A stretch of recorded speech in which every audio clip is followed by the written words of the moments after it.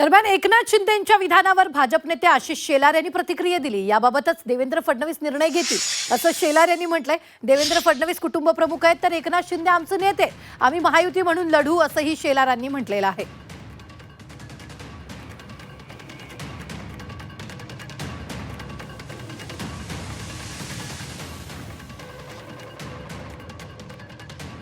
आम्ही महायुतीमध्ये आहोत। आमचे कुटुंब प्रमुख देवेंद्रजी आहेत, एकनाथ शिंदेजी आमचे नेते आहेत, अजितदादा पवार त्याचा भाग आहे महायुतीचा।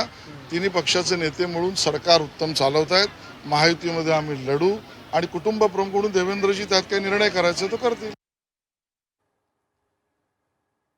तर पाहूयात दुसरी मोठी बातमी। संघर्षाच्या पार्श्वभूमीवर शिंदे फडणवीस चर्चा झाली आहे।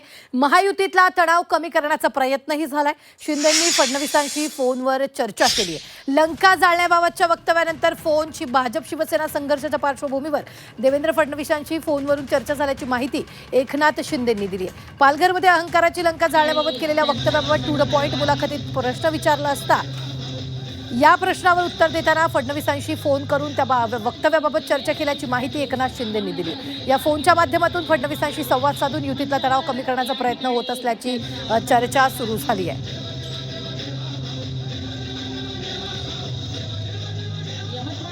तुमचं स्टेटमेंट आलं की अहंकाराची लंका जाळू, त्यानंतर मुख्यमंत्री म्हणतात की इथे आपण का लंकेत राहतो का, आपण तर रामाची माणसं आहोत आणि आपल्याकडे तर भरत आहे, असं त्यांचं विधान आहे माझ्याकडे। हां, मग आमची चर्चा झाली दोघांची तुमची। बरं, हां, या सगळ्या पार्श्वभूमीवर तुमची हे सगळं सुरू असताना तुमची मुख्यमंत्र्यांची चर्चा झाली का? हां, बिलकुल चर्चा होते माझी।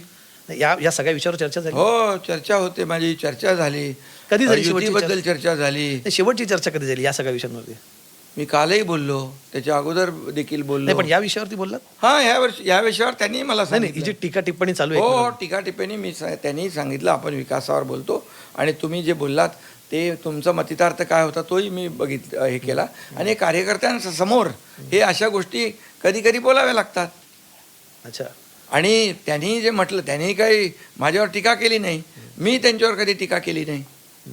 पण म्हणजे तुम्ही म्हणता ती फार महत्त्वाची गोष्ट माझ्यासाठी। म्हणजे या सगळ्या गेल्या पार्श्वभूमी, हे सगळे जे सुरू आहे वादविवाद, ज्याला तुम्ही म्हणतात की वादविवाद नाही, ते निवडणुकीच्या काळातली स्टेटमेंट्स आहेत, पण तुमची त्या पार्श्वभूमीवरती मुख्यमंत्र्यांशी चर्चा झाली आहे? होते चर्चा माझी या विषयावर झाली? हां, बिलकुल कालच झाली। आमच्यासाठी ब्रेकिंग न्यूज आहे। बरं, झालीच ना माझी याच्यावर। हां, आणि मी जेव्हा बोलल्यानंतर तुम्ही त्याचा वेगळा अर्थ काढला। मी त्याच्यावर स्वतः माझ्या मनातलं काय, मी कुणाच्याबद्दल बोलले हे स्टेटमेंट दिलं।